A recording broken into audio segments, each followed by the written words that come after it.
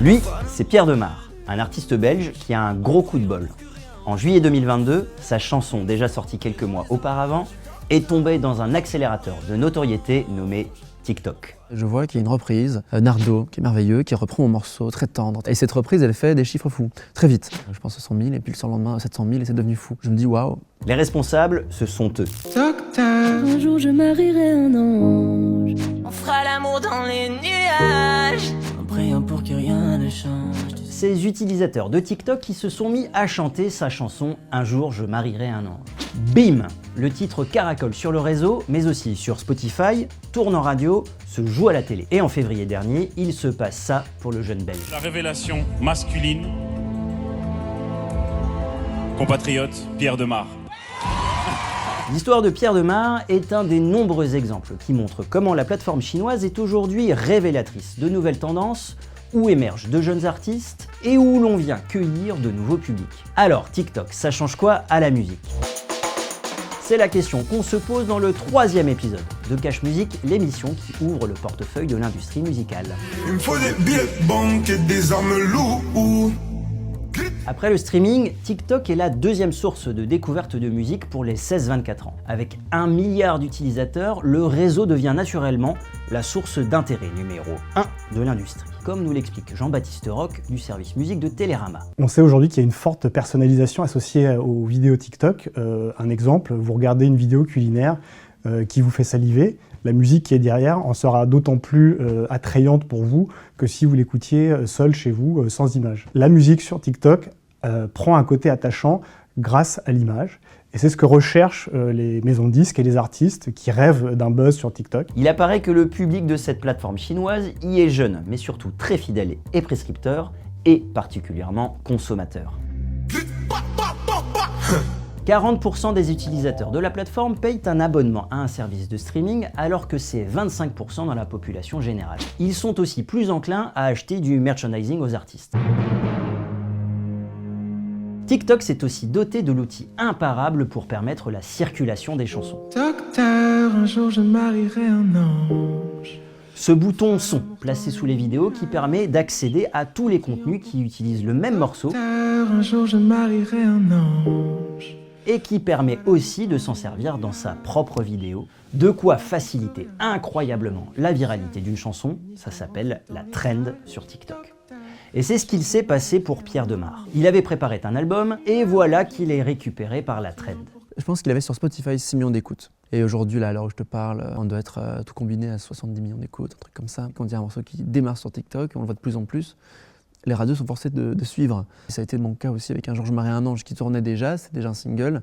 J'avais plusieurs nationales, mais j'avais pas énergie, tu vois, qui est la plus importante pour les hits, on va dire. Il y a les carrières qui sont faites à partir de TikTok. Je pense qu'ici, ce serait horrible par rapport à tout le travail de mon label et les un an et demi. Il y a eu des clips qui sont sortis. On a rempli une cigale en mai, tu vois, avant qu'il se passe tout ça. Mais ça a été un accélérateur fou et ça, je le nierai jamais. November Ultra, révélation féminine en même temps que lui, a connu le même boom. Merci beaucoup. J'arrive pas à y croire.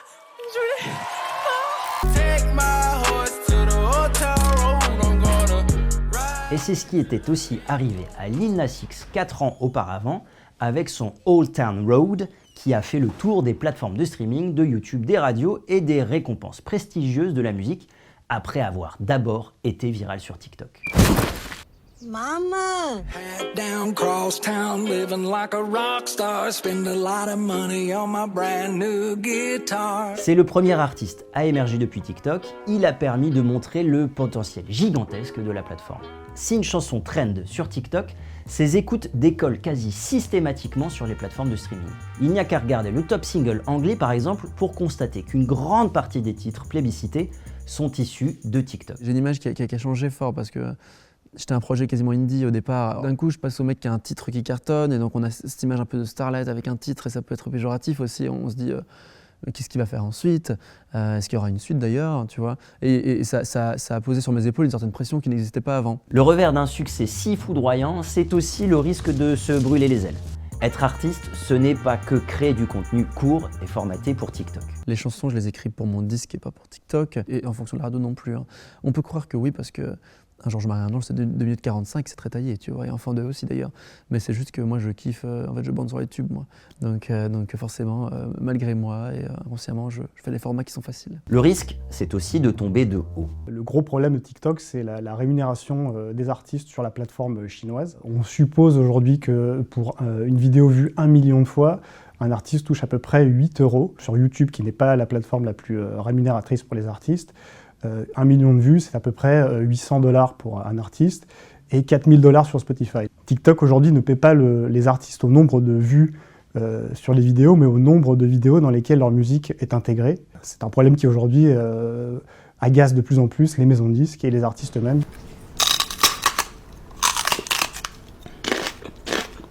Malgré tout ça, pour un jeune artiste, être présent sur TikTok est désormais indispensable. Pour les maisons de disques, il est devenu essentiel d'y surveiller le moindre bruissement, grâce à des algorithmes programmés pour repérer les trends le plus tôt possible, ou en tentant de précipiter les choses avec des contrats passés avec des influenceurs pour qu'ils utilisent certaines chansons dans leur contenu. Mais pour l'instant, faute de percer la formule magique de l'algorithme, les labels ne font qu'accompagner les tendances plutôt que de les créer.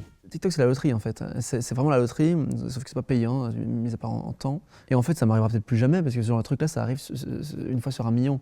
Nous, on a réussi à exploiter le morceau et à le faire durer le plus longtemps possible.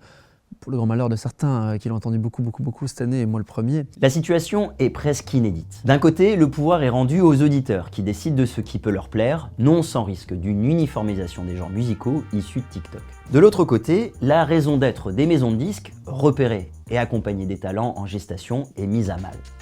Au milieu, comme d'habitude, il y a les artistes. Embarqués par la trend, certains peuvent récupérer un certain pouvoir de négociation face aux majors.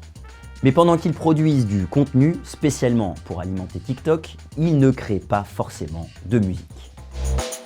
Gagner sa vie avec la création musicale, c'est justement ce qu'on va continuer à explorer dans le prochain épisode de Cash Music. On se donne rendez-vous le mois prochain.